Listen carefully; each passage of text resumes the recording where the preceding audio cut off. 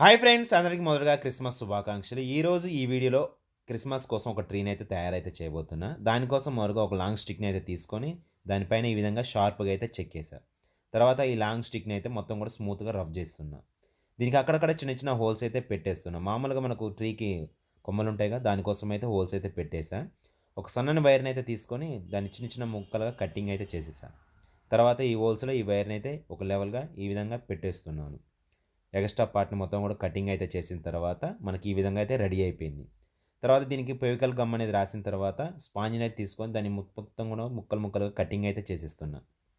ఈ విధంగా పొడి చేసిన తర్వాత, దీని మీద ఈ స్పాంజినైతే చల్లుతున్నాను.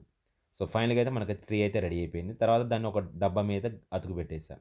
మామూలుగా మనకు గ్రీన్ కలర్‌లో ఉండాలిగా ట్రీ. సో, దానికోసం అయితే కలర్ అయితే వేసేసా. సో, ఫైనల్‌గా అయితే మనకు క్రిస్మస్ ట్రీ అయితే రెడీ అయిపోయింది. సో, వీడియో నచ్చితే లైక్ చేయండి.